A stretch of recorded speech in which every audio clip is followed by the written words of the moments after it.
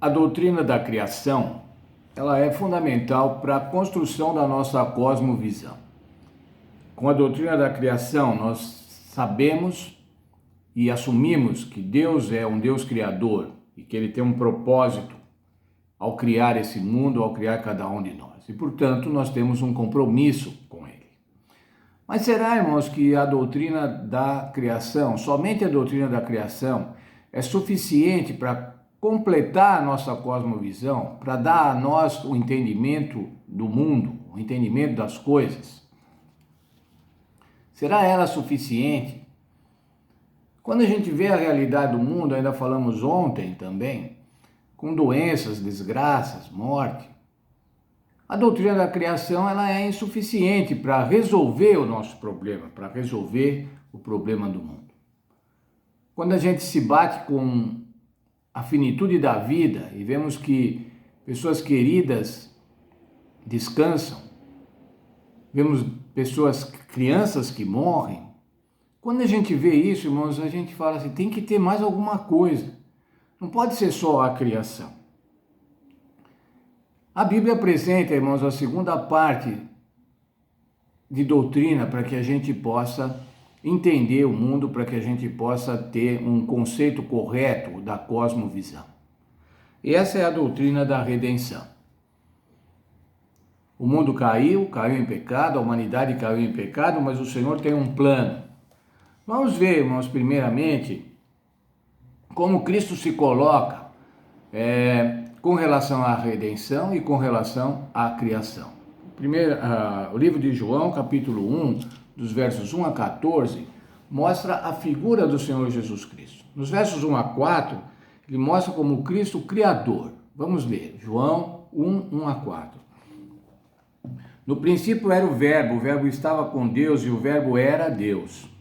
Ele estava no princípio com Deus. Todas as coisas foram feitas por meio dele, e sem ele nada do que foi feito se fez. Nele estava a vida, e a vida era a luz dos homens.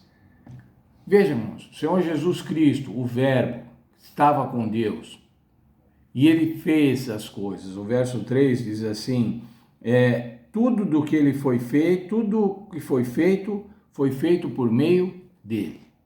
O Senhor Jesus é o Criador. Ainda no capítulo 1, dos versos 6 a 13, a gente vê o testemunho de João Batista falando sobre a vinda do Senhor Jesus a essa terra, a primeira vinda do Senhor Jesus a essa terra. E no verso 14 diz assim, o Verbo se fez carne e habitou entre nós. Vimos a sua glória, a glória como do unigênito do Pai, cheio de graça e verdade. Esse era o Senhor Jesus Cristo. Veio aqui mostrar a glória do Pai. Nosso Senhor Jesus Cristo não é somente o Criador de todas as coisas, mas Ele é também o Salvador, o Redentor. No livro de Apocalipse, irmãos, nós vemos a primeira mensagem angélica, lá em Apocalipse 14, versos 6 e 7. Já lemos essa mensagem angélica algumas vezes nesse trimestre, mas vamos lê-la novamente. Vi outro anjo voando pelo meio do céu, tendo um evangelho eterno, para proclamar aos que habitam a terra e a toda nação, e tribo, e língua, e povo, dizendo com grande voz, temei a Deus e dai-lhe glória, porque é chegada a hora do seu juízo, e adorai aquele que fez o céu, a terra, o mar e a fonte das águas. Aí, irmãos, nós vemos o evangelho eterno. O que é o evangelho eterno?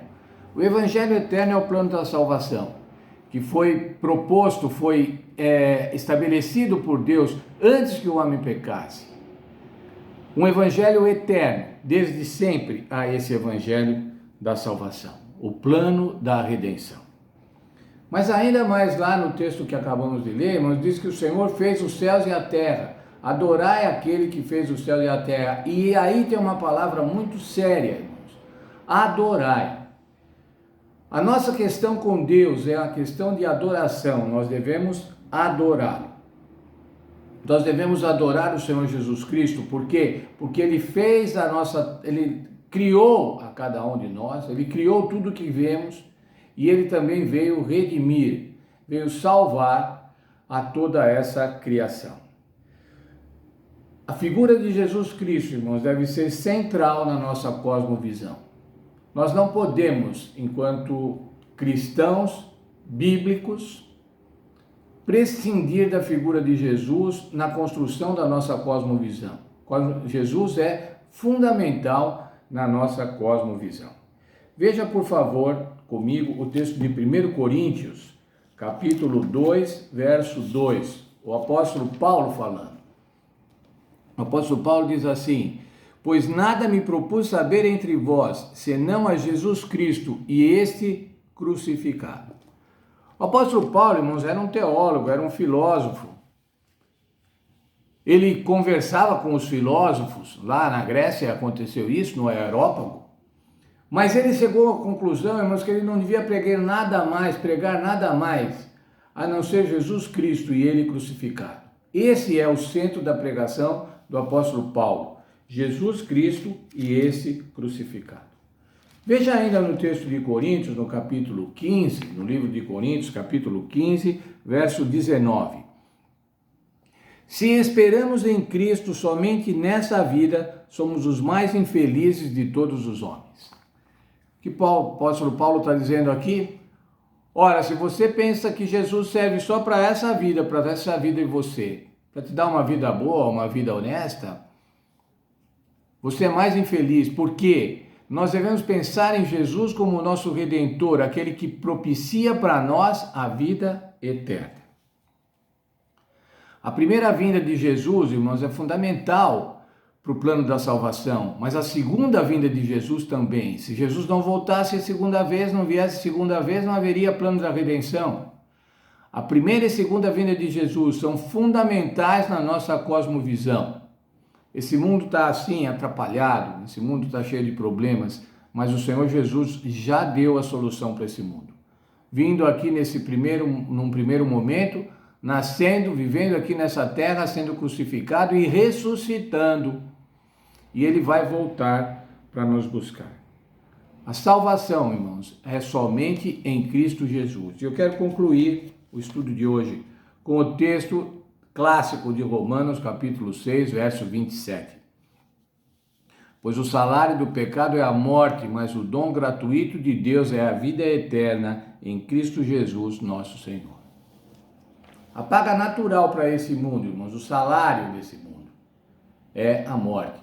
Mas o Senhor Jesus Cristo veio aqui, morreu e ressuscitou e vai voltar para nos buscar, para nos dar a vida eterna. Por isso, nós devemos adorá-lo, adorar ao Criador e adorar ao Redentor.